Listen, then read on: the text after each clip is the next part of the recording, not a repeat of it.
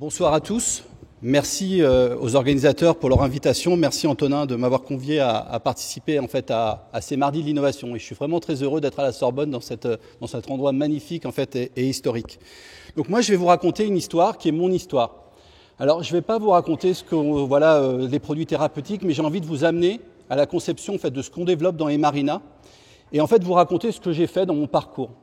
En fait moi j'étais comme vous. Alors la plupart, je pense que je vois pas mal de têtes qui sont étudiants. J'étais comme ça, donc moi j'étais étudiant, je voulais faire de la recherche. Alors j'étais pas à la Sorbonne, mais je pense que maintenant tout ça s'est rassemblé. J'étais à l'université Paris 6 et je m'intéressais en fait à la recherche.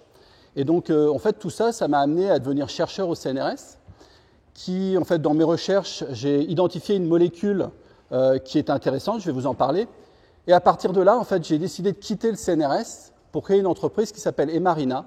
Tout simplement pour pouvoir aboutir en fait ces travaux vers le chevet des patients. Je voulais vraiment apporter en fait ces résultats scientifiques que j'ai bien évidemment publiés, brevetés, etc. Mais je voulais les emmener au chevet du patient.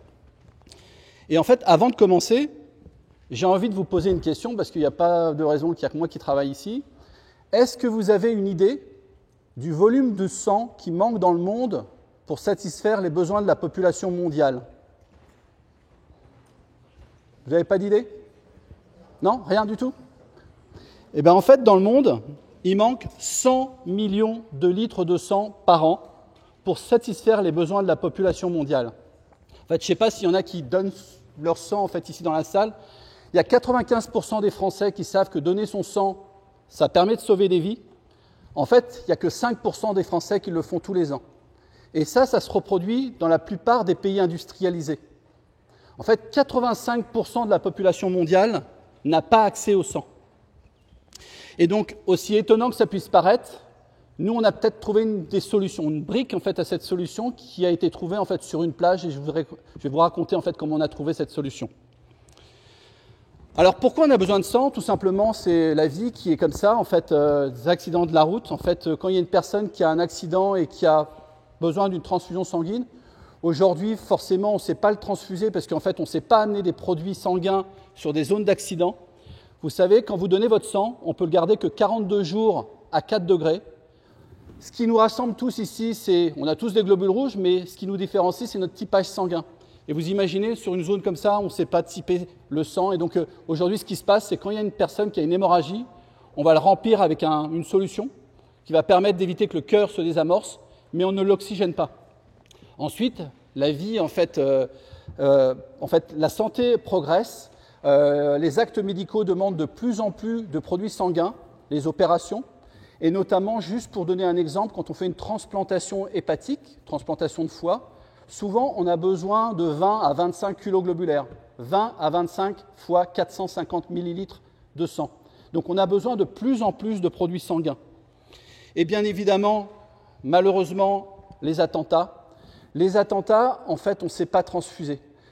Quand on parle d'attentats, on parle souvent de médecine de guerre. Je suis sûr que vous avez entendu ça en fait, à la radio, dans les médias, etc. Tout simplement, pourquoi? Encore une fois, parce qu'on ne sait pas amener des produits sanguins sur des zones de catastrophe, attentats, etc. Moi, j'étais en fait à Paris quand il y a eu les attentats du Bataclan. Et en fait, aux attentats du Bataclan, il y a des personnes qui sont décédées parce qu'on n'a pas pu les transfuser.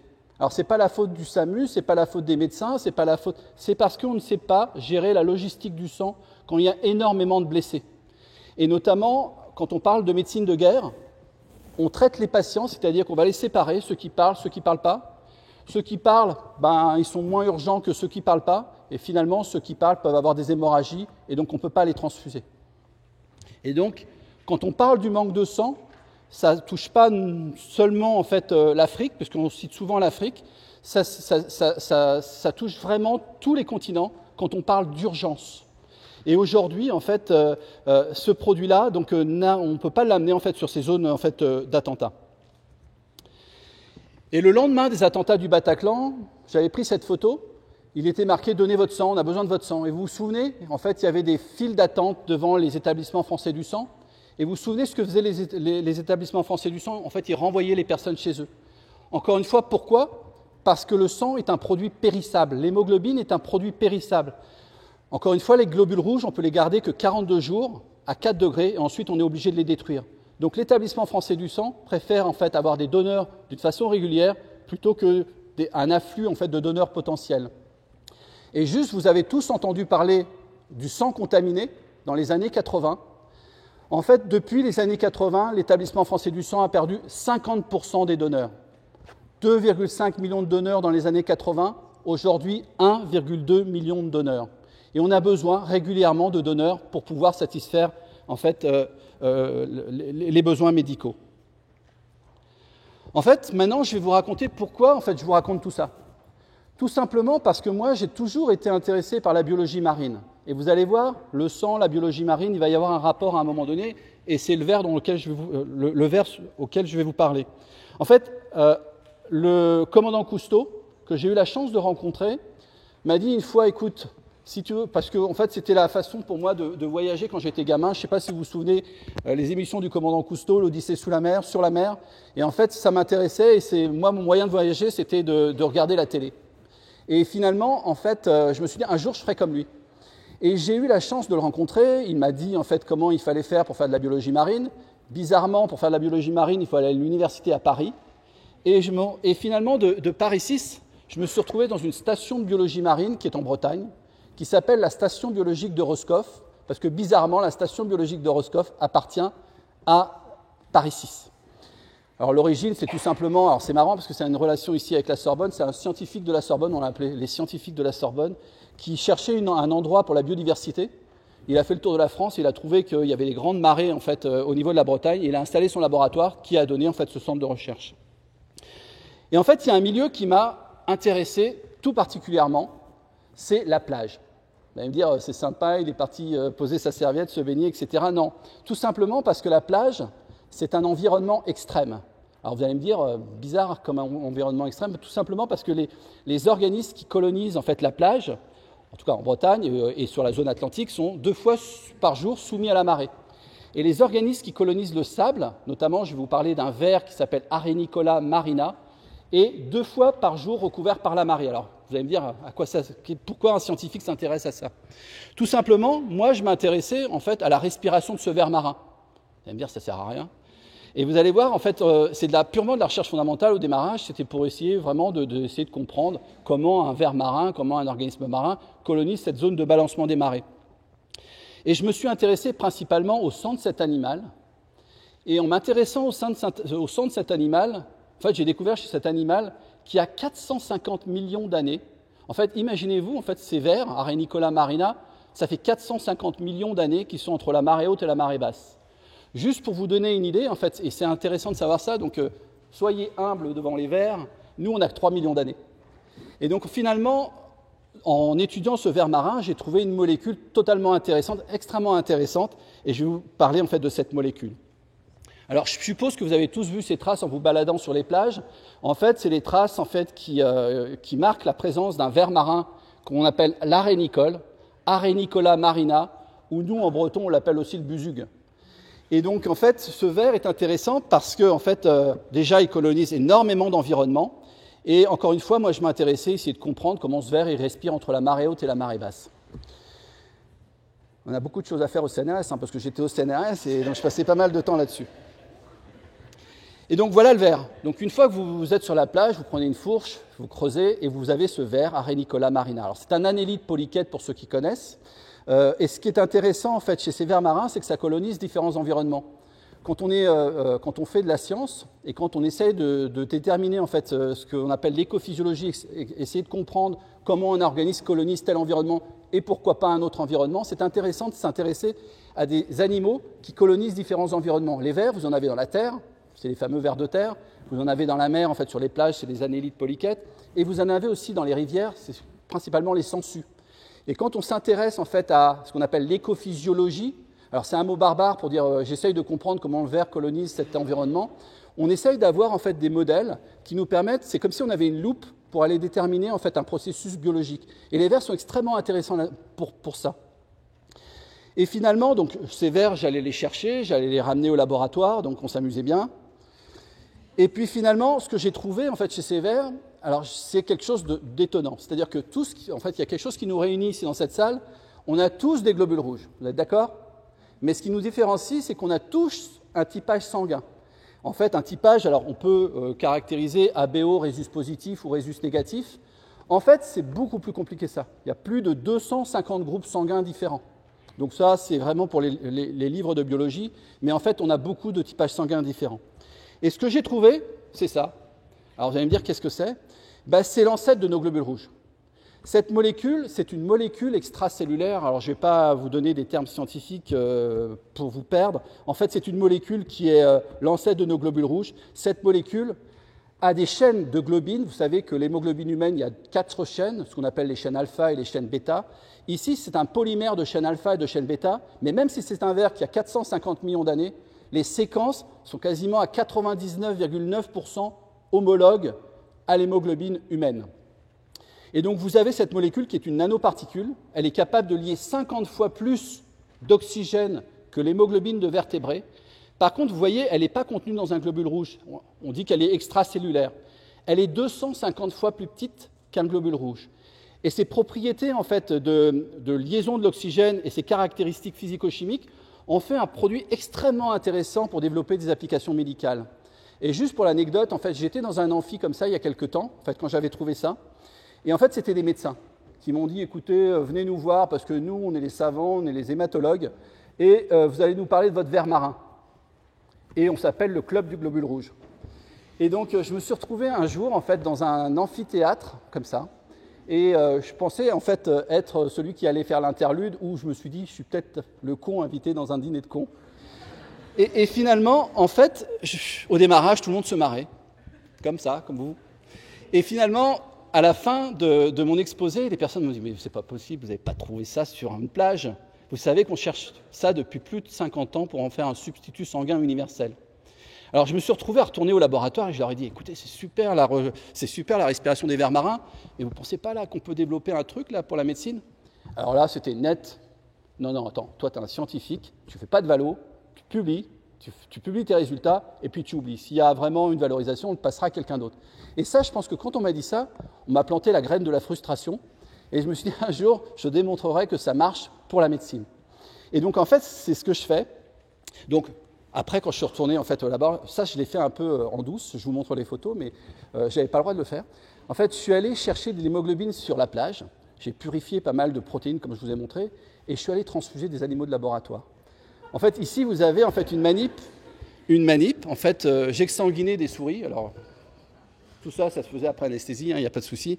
Et finalement, on trouvait en fait des souris, des rats, qui vivaient avec de l'hémoglobine d'arénicole. Donc on avait vraiment prouvé le concept qu'on avait trouvé l'ancêtre de nos globules rouges. Depuis, on a transfusé des chiens, des porcs, des lapins, etc. Et on a vraiment trouvé quelque chose qui peut remplacer la transfusion de globules rouges. Et finalement, donc, je me dis, une fois que j'ai trouvé ça, je me dis, qu'est-ce que tu fais? Bon, moi, je suis rentré au CNRS en 99. Vous savez, on a parlé de ça tout à l'heure. On se bat un peu pour rentrer là, dans ce centre de recherche, parce que vous savez, on est l'élite de la recherche française.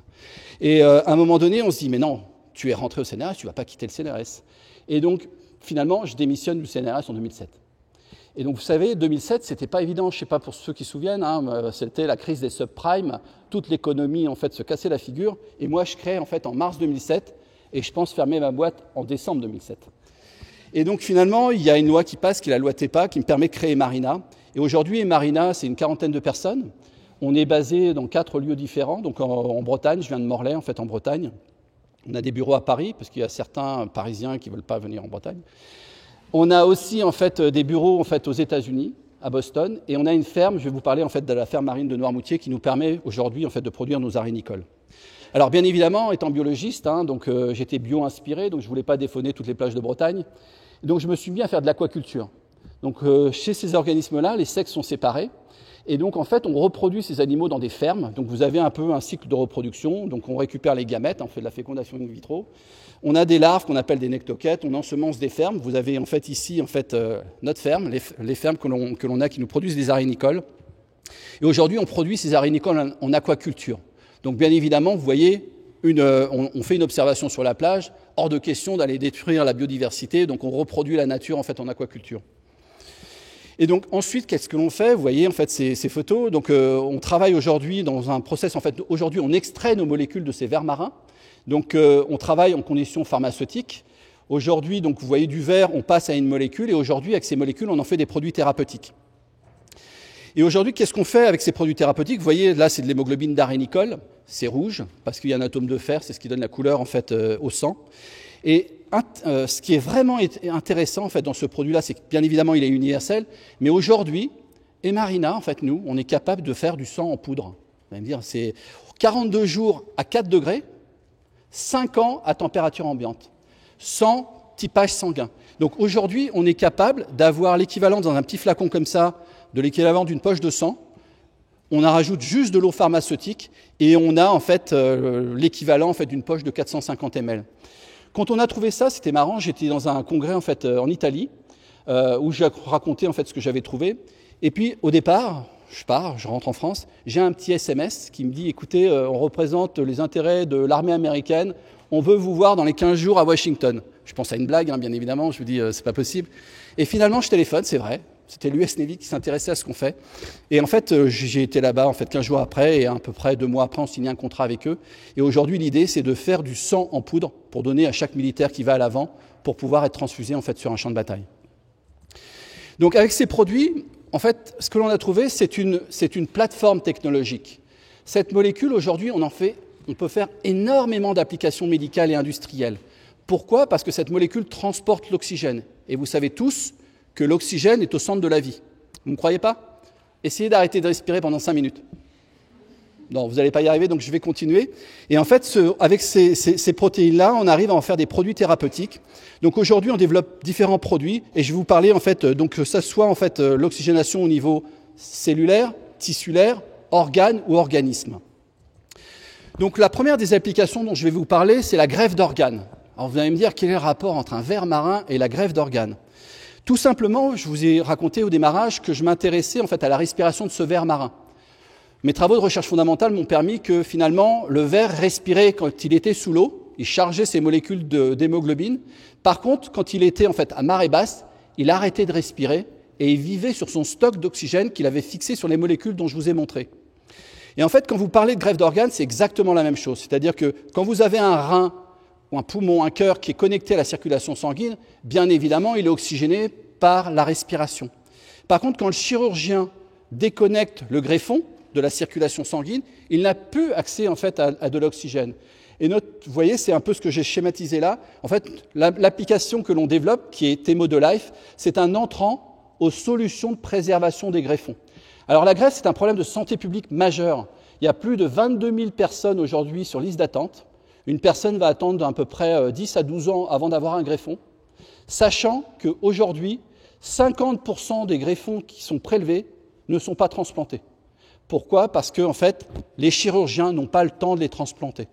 Et tout à l'heure, je parlais à une personne dans la salle, il y a une présentation qui va se faire à un congrès en fin de semaine à Nice, où des chirurgiens de Toronto ont réussi à maintenir des poumons pendant 48 heures, en fait, hors du donneur. Et c'est extrêmement important, c'est-à-dire qu'en fait, aujourd'hui, le temps de transplantation d'un greffon pulmonaire, c'est quelques heures. Là, 48 heures. Aujourd'hui, Emarina est capable de garder des organes plusieurs jours, alors qu'aujourd'hui, c'est quelques heures. Donc, on donne aujourd'hui la possibilité à des chirurgiens de programmer une transplantation et surtout d'avoir des organes en très bon état. Donc, ici, vous avez en fait un chirurgien qui utilise le produit. Alors, c'est plus un rêve. C'était un rêve, en fait, pendant pas mal de temps. Et aujourd'hui, en fait, le produit est passé chez l'homme. Emarina, aujourd'hui, en fait, on a déjà sauvé 60 personnes avec ce produit-là. Donc, tout pourrait s'arrêter là pour nous.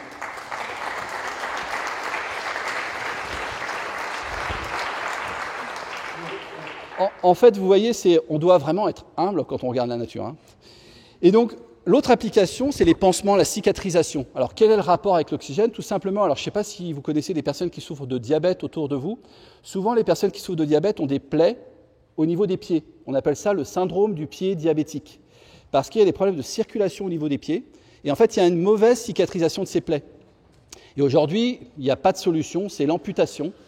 Et en fait, dans le monde, il y a une amputation autour du syndrome du pied diabétique toutes les 30 secondes. Imaginez-vous le nombre d'amputations qu'il y a eu depuis le début de cet exposé. Et en fait, l'idée, c'est exactement la même chose.